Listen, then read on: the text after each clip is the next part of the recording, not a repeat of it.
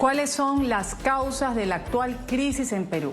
La inseguridad. Ahora descabeza a los presidentes, así como lo estamos diciendo. Inseguridad ciudadana que ha escalado al punto de ser el principal problema social de Perú, por encima de la economía o de la corrupción. Ahora mismo rige un estado de emergencia que paralizará a Lima, Callao también por un mes. Implica que el gobierno puede enviar al ejército a patrullar las calles, restringir también las libertades de reunión, recortar otro tipo de derechos. Vamos a abrir el debate en Ángulo. Compatriotas, la delincuencia ha crecido de manera desmesurada en los últimos años, causando un enorme dolor en miles de familias y perjudicando además el progreso del país. Pero esto se acabó. Hoy empezamos a cambiar la historia en la lucha contra la inseguridad en el Perú. El estado de emergencia aprobado por el Consejo de Ministros entra en vigencia a las 00 horas y por 30 días en Lima Metropolitana y el Callao. Y presenta un nuevo enfoque. Pasamos de la defensiva a la ofensiva en la lucha contra el crimen. Una lucha que nos permitirá recuperar la paz, la tranquilidad y la confianza de millones de peruanos. Las guerras se ganan con acciones, no con palabras. ¡Viva el Perú! ¡Viva! La declaración del estado de emergencia llega 2 días después del homicidio del cantante de salsa Johan Mora y la bailarina Ariana Cañola en Callao, el Callao, una de las áreas alcanzadas por el decreto del presidente José Gerí. Mora, 28 años de edad, Cañola, de 19 años, estaban actuando la madrugada del domingo pasado en la populosa zona de Sarita Colonia, en el Callao, cuando fueron acribillados por desconocidos que se dieron luego a la fuga. La Fiscalía de Perú ha ordenado realizar diligencias urgentes para esclarecer estos crímenes, el último de al menos 3 atentados mortales registrados durante este año contra grupos musicales en el país, que ha dejado ya 3 fallecidos, han sido atribuidos a las actividades ilícitas de bandas de extorsionadores y sicarios.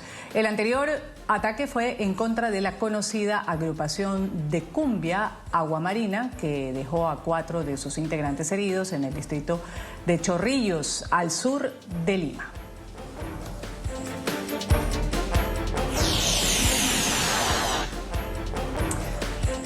Revisamos un poco las cifras del crimen organizado en Perú.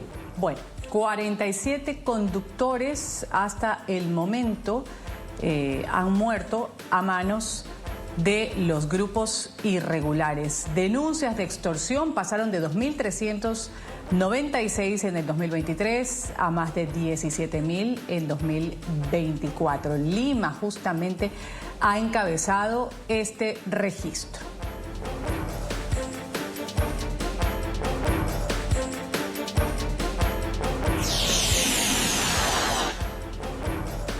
¿Qué otras cifras? 47 conductores han muerto a manos de pistoleros entre enero y octubre de este año 2025.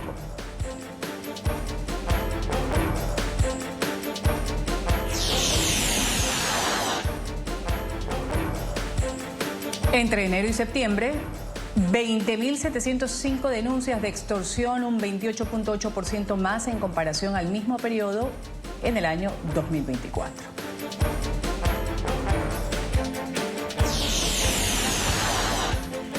Se calcula que más de 200 organizaciones criminales están operando en Lima Metropolitana.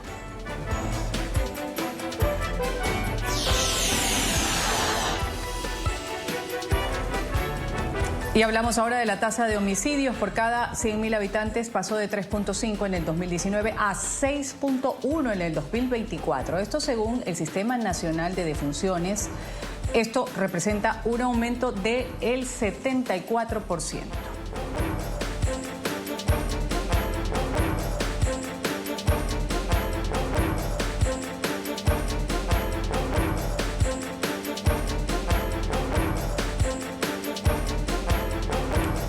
Visto lo visto, aquí tenemos a quienes integran el panel el día de hoy en Ángulo. Voy a saludar en Perú a Enrique Valderrama, analista político. Gracias por estar con nosotros, Enrique, bienvenido. Muy buenos días, encantado de estar aquí, un honor. Gracias. También en Perú saludo al analista Carlos Cabanillas, nos acompaña. Bienvenido, señor Cabanillas. A todos, saludos. Gracias a los dos por participar. Vamos a integrar más adelante también a un ex alcalde de Lima. Empecemos hablando de estos factores. Voy a empezar con Enrique Valderrama. Factores que explican que la inseguridad ciudadana haya superado incluso temas como la corrupción, como la economía, como una de las preocupaciones principales que existe en Perú. Bueno, además, evidentemente, del tema del incremento efectivo de los casos de asaltos, de secuestros, de robos en general, creo que se debe fundamentalmente en los últimos años al debilitamiento de la autoridad y la institucionalidad de la policía. En gobiernos pasados incluso se degradaron muchos generales para que amigos cercanos a los gobiernos de turno puedan ascender a las posiciones más altas de la policía. Eso ha ido minando la moral de la policía y evidentemente, sin una adecuada estrategia de inteligencia y de investigación criminal, el problema ha ido incrementándose sin control.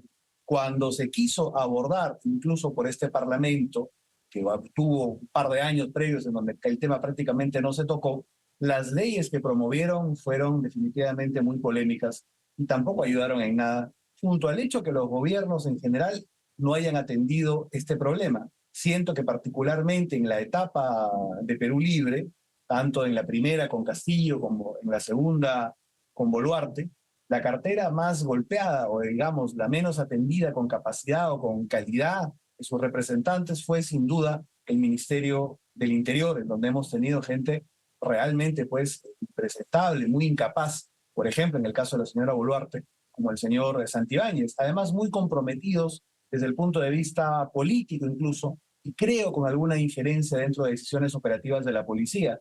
Creo, por ejemplo, que la no captura de Cerrón fue una decisión política. Todo esto, y, aunado al hecho, en efecto, de un incremento concreto y real de la delincuencia, genera en la ciudadanía pues una sensación de indefección bastante aguda, bastante grave.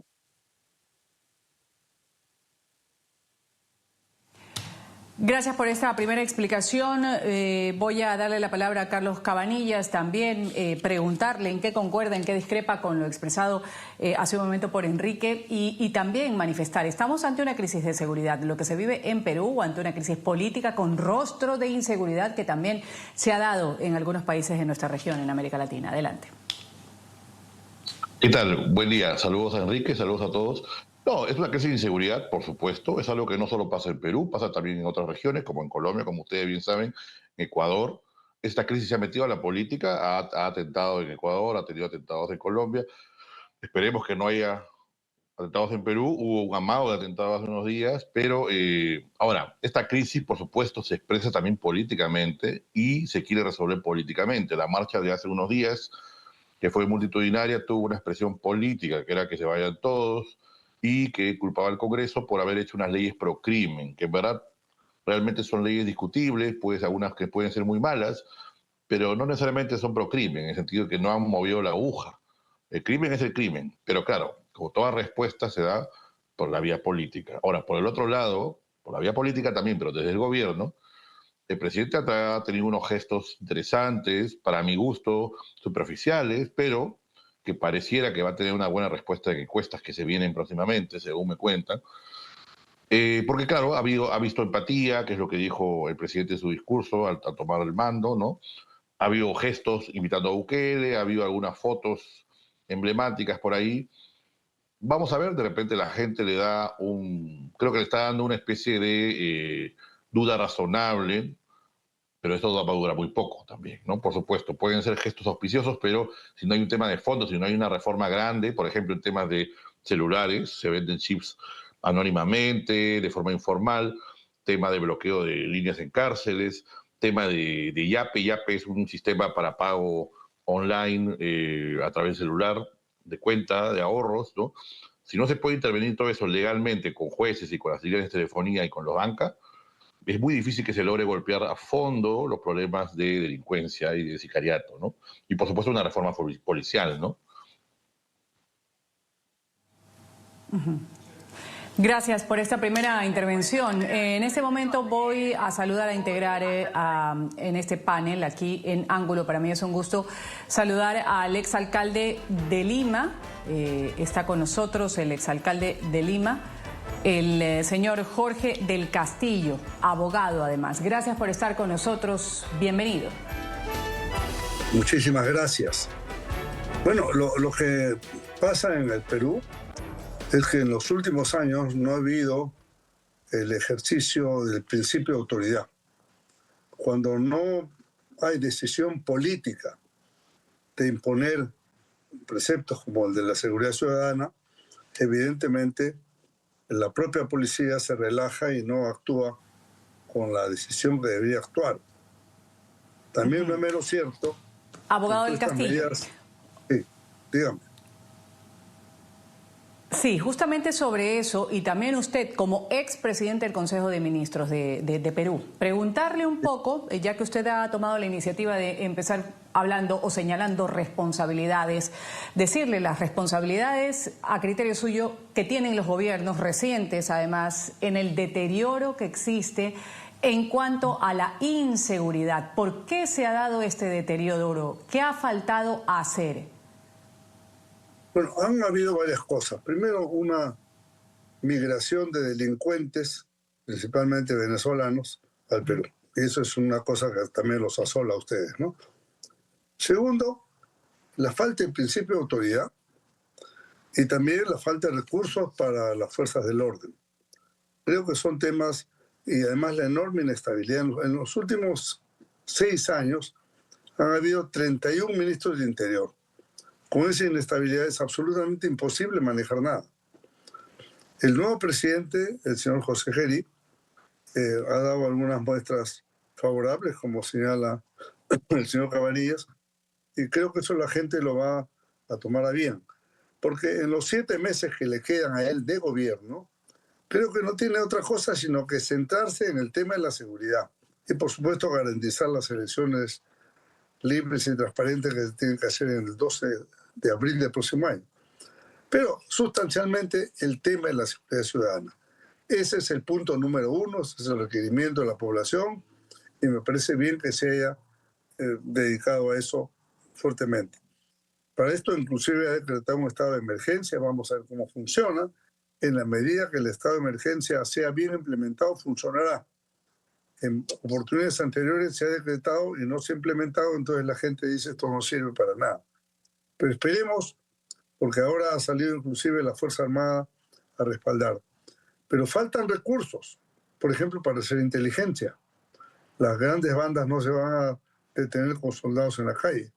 Eso se combate con inteligencia.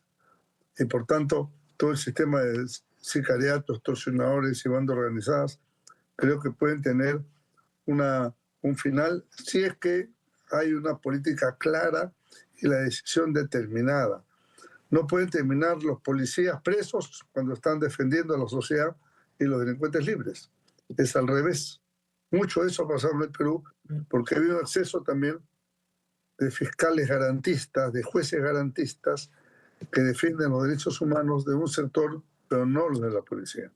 Si es que nosotros respaldamos la acción policial, estamos de acuerdo con eso, porque eso es lo que requiere el pueblo en este momento. Y tenemos un plan que lo hemos preparado para, en caso de llegar al gobierno, tener absolutamente todo listo en materia de seguridad ciudadana, porque creo que eso, la experiencia y los equipos que tenemos nos dan una garantía en ese sentido. Ya vamos a ir para allá. Gracias por esta primera intervención, exalcalde de Lima, Jorge del Castillo.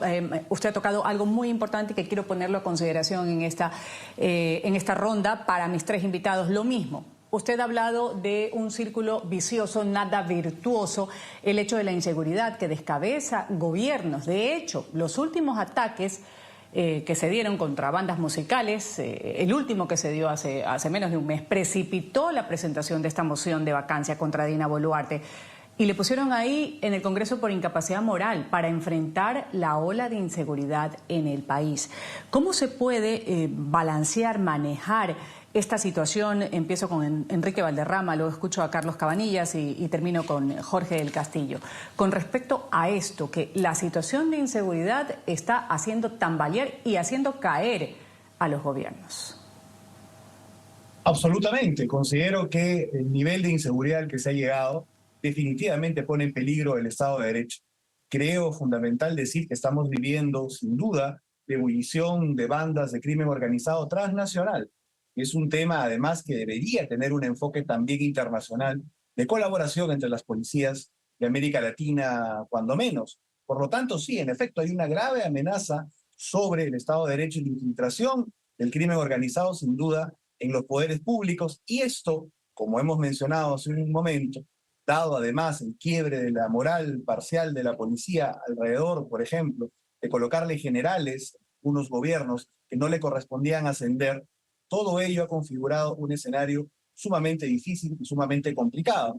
Creo, más allá de las disquisiciones sobre lo que puede significar jurídicamente la incapacidad moral permanente, creo que la señora Boluarte estuvo bien vacada. Creo que en ese momento, tanto Alianza para el Progreso de César Acuña, que tiene una gestión pésima en la libertad en cuanto a seguridad ciudadana, o como la señora Keiko Fujimori y Fuerza Popular, debieron haber abierto un capítulo distinto y haber apoyado la censura de la mesa directiva para que pueda asumir una persona sin tantos cuestionamientos como el presidente Geri, sin ninguna duda. Lógicamente ese tema ya es historia del pasado, ha asumido finalmente en estos 7 meses. Yo creo que tiene que garantizar solamente 2 cosas: no interferencia política en las elecciones y, lógicamente, algunas decisiones concretas e inmediatas alrededor del tema de la seguridad ciudadana. Creo que una fundamental, que quizás no pueda dar frutos pronto, pero sí en el futuro, es la creación de un grupo especial de inteligencia para la búsqueda y captura de los cabecillas del crimen transnacional. Creo que eso sería importante, con lo mejor de la policía, crear un grupo especial de inteligencia, poner en el debate público el incremento, creemos nosotros, por lo menos en más 150% del presupuesto de seguridad. Pequeñas cosas, pero que sin duda van a representar en el futuro una siembra importante. Alrededor, por ejemplo, la necesidad también de incrementar el número de efectivos de los soldados del ejército, por lo menos a duplicarlo para el control de las fronteras. Ese tipo de cuestiones, pequeños cambios, pequeños impulsos, pequeñas reformas y un poco más de liderazgo, creo que es lo único que le queda hacer en 7 meses al presidente Geri, embarcarse en otras reformas más profundas. Por ejemplo, la reforma del sistema de justicia, la reforma, digamos, que se pide a gritos en el Ministerio Público, en donde han estado pues 2 personas sumamente cuestionadas, como la señora Delia Espinosa y la señora Patricia Benavides, prácticamente queriendo arrancharse el poder del Ministerio Público. Ese tipo de circunstancias, un presidente de 7 meses, con la legitimidad con la que ha llegado, va a ser imposible que pueda abordar, además respaldado por un parlamento que en buena medida ha sido cómplice también del mal gobierno, particularmente en seguridad ciudadana, de la señora Boluarte.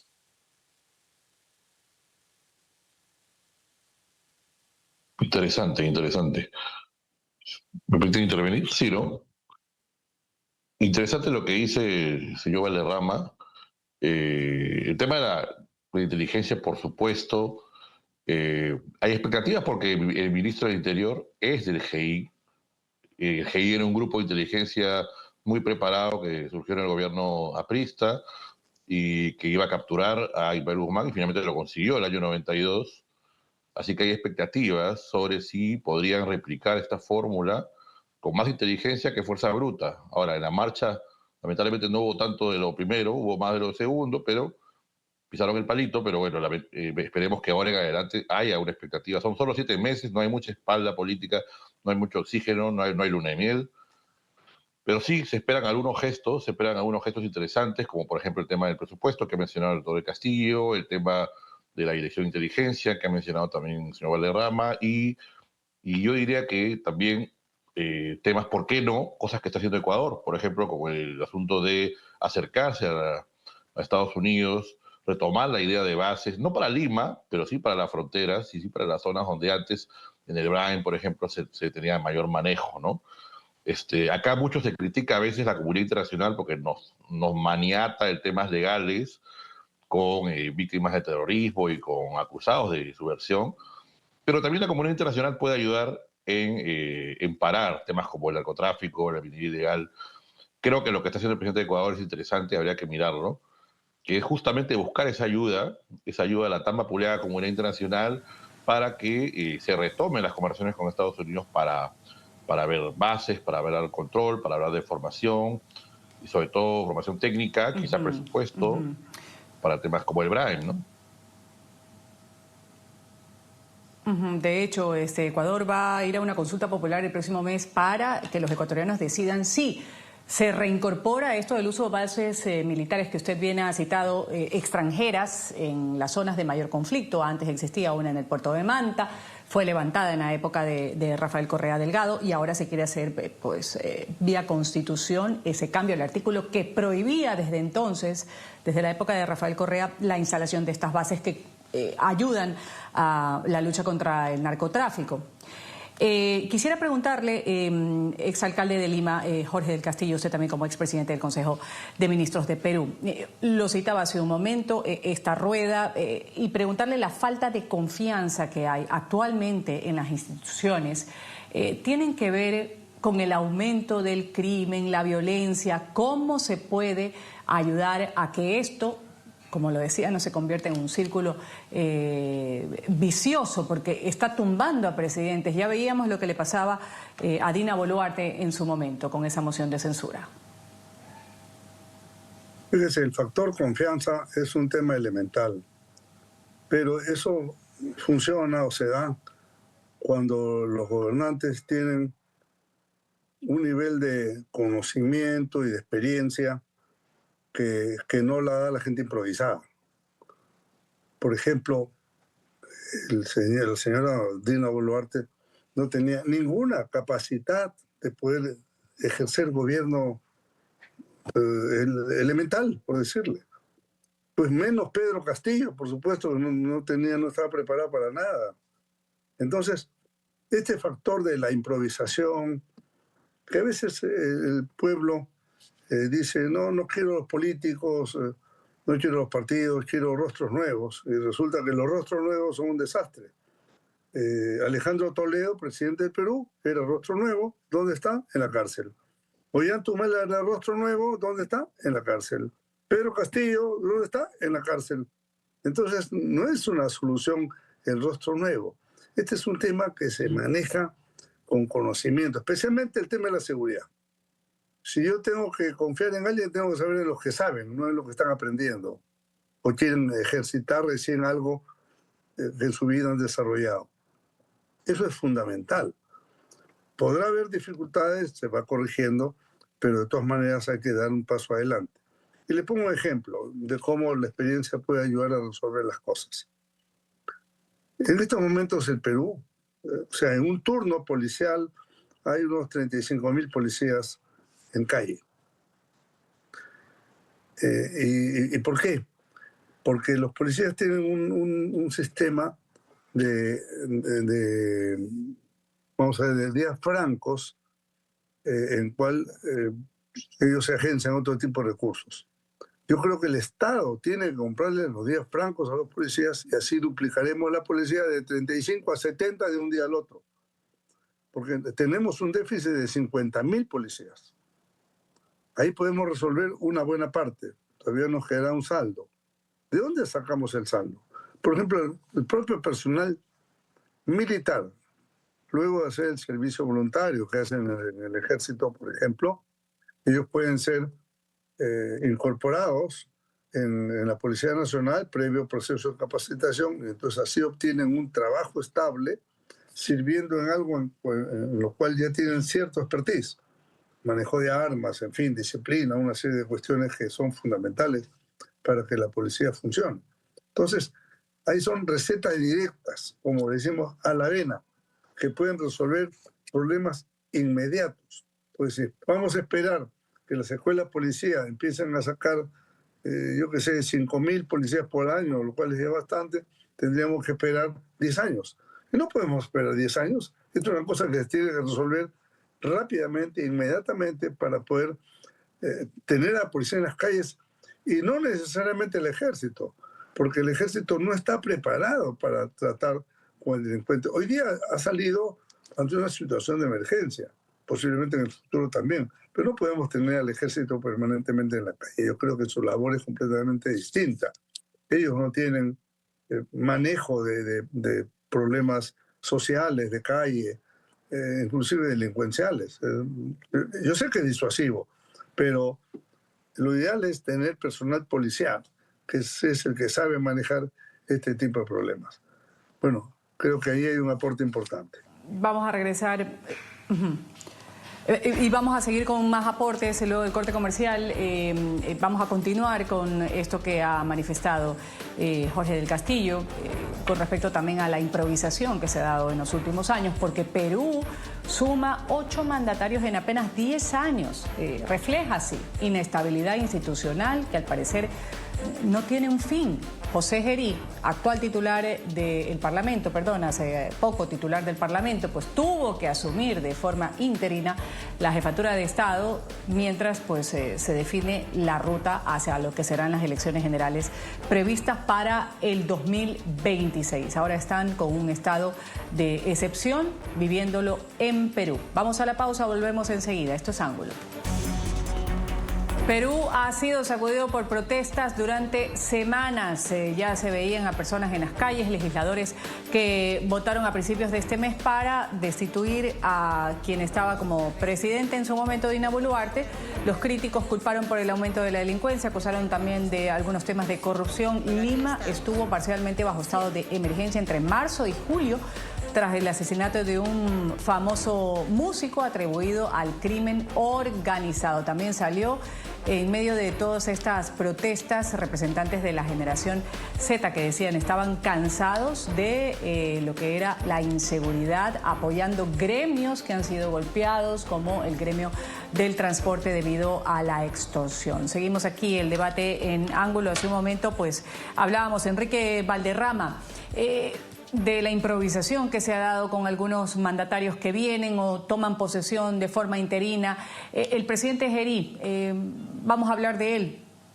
¿Cuánto peso político tiene en el Perú? Porque de lo que se conoce, no es una figura con un peso político en el Perú. 38 años de edad, poca experiencia, y Cuneta también ha tenido algún tipo de denuncias que han sido archivadas por un caso de violación. Muchos peruanos no lo ven a él como una figura idónea para liderar al Perú en este momento tan crítico en el que se encuentra. ¿Cómo lo ve usted? Bueno, creo en principio que hay que decir que la responsabilidad de que Gerí haya asumido la presidencia de la República es completa y absolutamente de Keiko Fujimori, Fuerza Popular, y de César Acuña y Alianza para el Progreso. Esos mismos 37, 38 votos que suman entre los dos, que apoyaron la vacancia bien vacada de Boluarte, pudieron haber apoyado también la censura de la mesa directiva del Parlamento y por tanto tener una figura por lo menos que no haya sido acusada de violación, un asunto tan sensible. Y sin duda, obviamente hay que también ser realistas en el análisis, no va a tener la misma suerte que Merino, porque Merino no tenía realmente un respaldo parlamentario cuando armó el gabinete que armó, que fue muy débil y cayó a los pocos días. En este caso el Parlamento lo va a sostener hasta que termine el mandato, él va a hacer la transición sin duda, pero lógicamente tampoco va a poder, como hemos dicho ya, emprender grandes reformas, porque viene de un Parlamento que estuvo aliado con Boluarte, una presidente de 2%, con muy poca popularidad. Definitivamente eso podría potencialmente minar algunas decisiones que pueda tomar con la fuerza o la profundidad de las reformas. Y lógicamente hay un asunto también de confianza. Confianza en general en las instituciones. Se le encarga a determinadas zonas del país a las Fuerzas Armadas para que se reduzca la producción de droga, y en los últimos años no se ha reducido, se ha incrementado. Vemos lamentablemente bandas enteras conformadas por policías. Vemos cómo se liberan en 24, 48 horas a veces a criminales. Por eso creo que hay algunas cuestiones que tienen que endurecerse. Por ejemplo, lo que estamos planteando es que todo aquel juez, policía, fiscal o militar que se coluda con bandas de crimen organizado, deberíamos modificar la ley para aplicar la cadena perpetua, sin duda. Pero no solamente en las fuerzas, digamos, que protegen al ciudadano, sino también en la política misma, que es la que genera de una u otra manera el hastío. Hay que señalar que la corrupción, que es lo que definitivamente provoca que algunos elementos de las Fuerzas Armadas o la policía cometan estos errores, también está directamente en la política, y definitivamente la sociedad reacciona con rechazo a políticos que se reúnen a escondidas con empresarios o reciben favores de empresarios, o políticos que están relacionados de manera impropia con fiscales o jueces en activo. Todo eso ha generado un hartazgo ciudadano que definitivamente la democracia tiene que saber procesar y plantearle evidentemente un camino estructurado, correcto, honesto también, pero definitivamente rodeado de equipos técnicos potentes para poder hablar a la gente de la inseguridad y del crecimiento, que son los factores fundamentales. En ese sentido, veo débiles las posibilidades de Gerí, como repito, de iniciar grandes reformas. Con que haga algunas decisiones en materia de seguridad sería bastante y lamentablemente no debió haber asumido la presidencia, pero eso, repito, es culpa de Keiko Fujimori y de César Acuña. Analista Cabanillas, ¿cuán efectivo podría resultar este estado de emergencia que ha sido decretado por el presidente Gerí? Una medida que busca, en cierta manera, combatir la situación de inseguridad, del crimen organizado, y llega en un escenario de masivas protestas, aunque ya pues se trata de controlar las mismas protestas. Los resultados de esta medida deberían ser claves para evitar un mayor malestar ciudadano. ¿Cómo se podría saber si es efectivo este estado de emergencia que ha decretado Gerí? Bueno, aparentemente muy poco, en la medida en que el estado de emergencia lo único que hace es suspender los derechos, en teoría, para que haya un tipo de plan organizado para intervenir casas, para intervenir lugares donde se asignan los delincuentes, para tomar operativos preventivos y penetrar en algunas locaciones y poder incautar desde armas de fuego hasta armas de otro tipo, de otro calibre, ¿no? Pero si no hay eso, el estado de emergencia es simplemente para que la gente deje de salir a la calle, para que los restaurantes pierdan sus comensales y para que las noches las discotecas pierdan sus clientes. Es decir, el estado de emergencia lo hemos utilizado con Boluarte demasiadas veces y sin un plan realmente claro, operativo, por lo cual se ha desvirtuado. Yo esperaba que este nuevo plan de emergencia ese nuevo estado de emergencia tuviera un plan claro. De repente no lo hemos visto porque, por supuesto, es secreto, pero si no hay grandes operativos entre estos días y no se desarticula alguna banda o se desactiva algún tipo de operativo delincuencial, es un saludo a la bandera, ¿no? Como ya hemos hablado, es un tema mediático que parece que el presidente maneja muy bien, las fotos, las formas, ¿no?, las imágenes, pero mientras no haya ese tema de fondo, de nada sirve suspender las garantías, porque precisamente la idea de eso es poder entrar a una casa, hacer requisitorias y poder incautar, ¿no?, armas, explosivos, etcétera, ¿no?, desarticulando bandas, ¿no? El otro tema que escucho hablar, por ejemplo, es la sentencia más firmes, desde la pena de muerte incluso, algunos candidatos, ¿no?, o sanciones más fuertes carcelarias, lo cual podemos discutirlo, pero creo que hay un paso previo, que es la captura, porque todos sabemos que estos procesos legales para sancionar toman tiempo. Acá hay un primer problema, que es en primera instancia, que es la captura. Mientras no se capturen a los delincuentes, de nada servirá sumar las penas y agravar las sanciones legales, ¿no? Y el otro tema que mencionaba también el otro invitado, el señor Castillo, es el tema de los policías, que también es importante, porque claro, tenemos policías en cargos administrativos, por ejemplo, manejando las comisarías, que bien podrían hacer otros trabajadores, ¿no? Temas legales, temas administrativos, incluso de forma más eficiente, y poder tener esos policías, esos efectivos en la calle, donde se les necesita, porque es cierto que hay un déficit, es cierto que la escuela de policía no los gradúa tan rápidamente como se van dando de baja, y por cada distrito asignado hay poquísimos operativos. Uno de los temas es, como decían, comprar esos horarios, los horarios que están de franco, y el otro creo que sería este tema de los administrativos, ¿no? Reemplazar en las comisarías con gente que sea más burocrática y tener más policías en las calles, ¿no? Además del tema de presupuestal, por supuesto, para cámaras que no funcionan, patrulleros y motos que también se han prometido, ¿no? Ahora, el señor del Castillo, el mandatario Gerí, por ejemplo, logró, dicen algunos, navegar con relativo éxito en lo que fue las primeras movilizaciones, que eran la principal prueba a su manejo político en lo inmediato, para así sacudirse de la crisis que en su momento derribó a Dina Boluarte. Sin embargo, hay quienes advierten que en este afán de evitar amenazas a la estabilidad desde la calle, pues puede surgir esta tentación de recurrir a medidas como declaración de estados de emergencia. Este estado de emergencia, ¿cuán positivo podría resultar? ¿Y qué se necesita para que sea efectivo? Lo que decía hace un momento Carlos Cabanillas. No solo atajar un poco la protesta ciudadana, sino también lograr capturas, evitar más extorsiones, hacer operativos sobre municiones, armas y demás. Bueno, primero permítame precisar lo siguiente. Dina Boluarte no cae por un movimiento de calle. Eso se produjo algunos días después. Cae por el ataque a este grupo musical en una localidad al sur de Lima que se llama Chorrillos, y que creo que fue el corolario de un proceso de agotamiento de Dina Boluarte. Dina Boluarte no daba más realmente.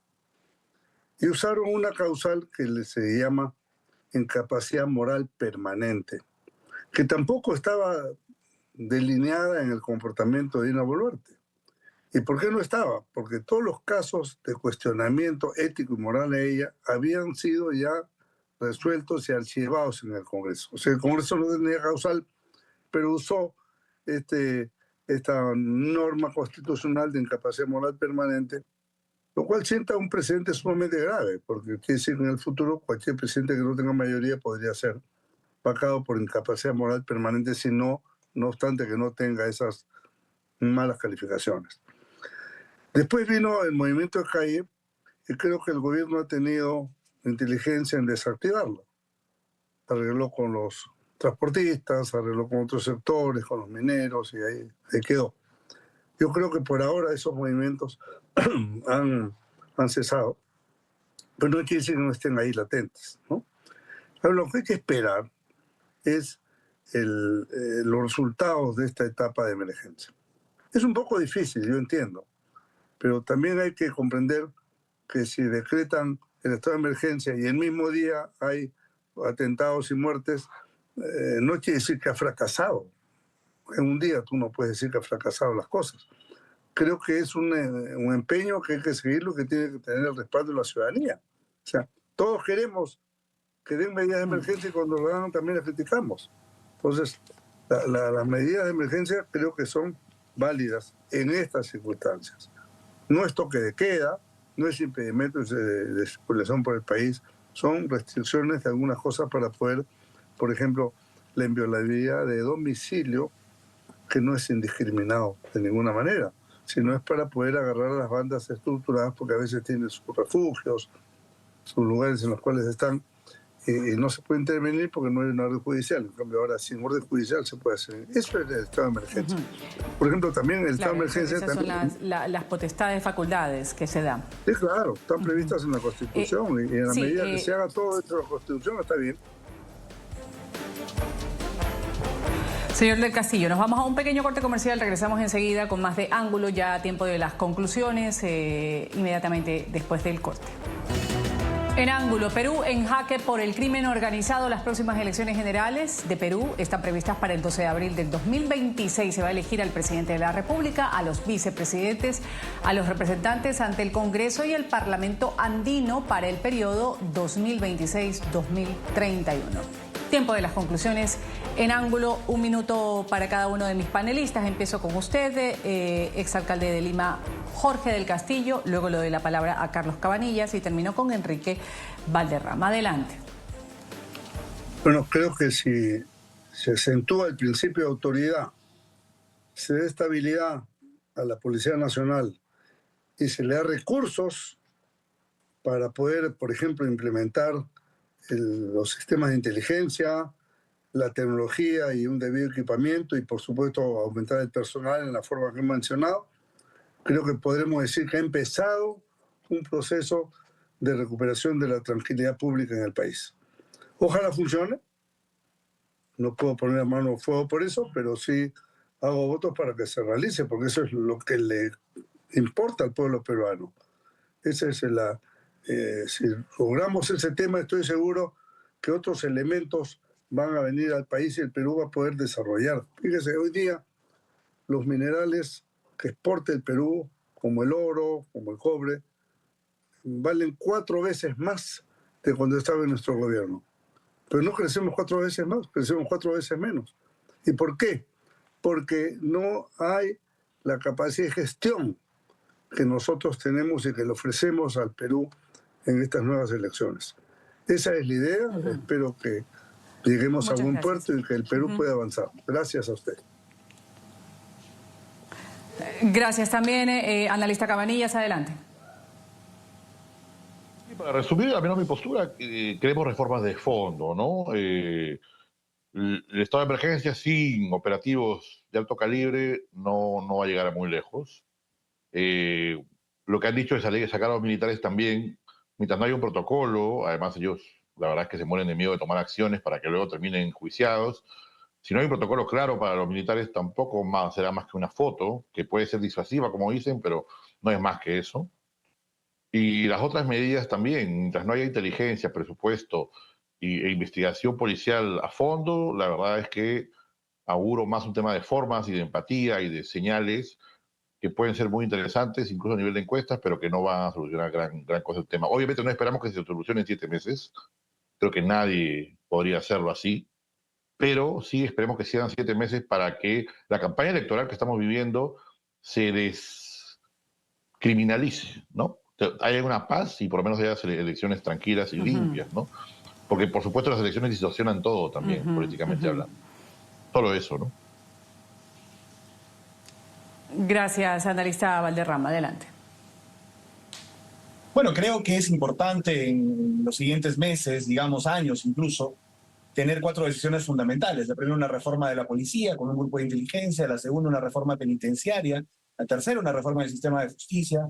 Y la cuarta, un enfoque, un cambio en el control de las fronteras que actualmente son una coladera. Todo ello aderezado sin duda por un liderazgo importante de quien conduzca el Estado. Eso es algo fundamental. Esperemos que en alguno de estos ítems, por lo menos un pequeño paso, encuentre la posibilidad este gobierno, que solo tendrá 7 meses, para avanzar siquiera un poco. Como digo, es muy poco lo que puede hacer respecto a la legitimidad política que tiene en su origen. Fundamentalmente de cara al siguiente proceso, tener en cuenta que estas ideas fuerzas son fundamentales y sobre todo escoger políticos que no estén manchados por sombras de corrupción o conexiones impropias. Voy a una pausa comercial, esto es Ángulo, volvemos. Crisis en Perú, la inseguridad se ha tomado el poder, inseguridad ciudadana que ha superado a los temas de economía, de corrupción y ahora se ha convertido en el principal problema de Perú. Ahora Lima y Callao están viviendo un estado de emergencia, el ejército está patrullando calles, se restringe derechos fundamentales. ¿Hasta dónde va a llegar esta crisis? Lo hemos hablado y puesto sobre la mesa de debate en Ángulo. Voy a agradecer a quienes han participado el día de hoy con su criterio. Jorge del Castillo, ex alcalde de Lima, ex presidente del Consejo de Ministros de Perú y abogado. Gracias por haber estado con nosotros. También voy a agradecer a Enrique Valderrama, analista político, y al analista Carlos Cabanillas. A los 3, muchas gracias. Me despido, soy Ruth del Salto. Ustedes sigan con la señal del canal internacional NTN 24.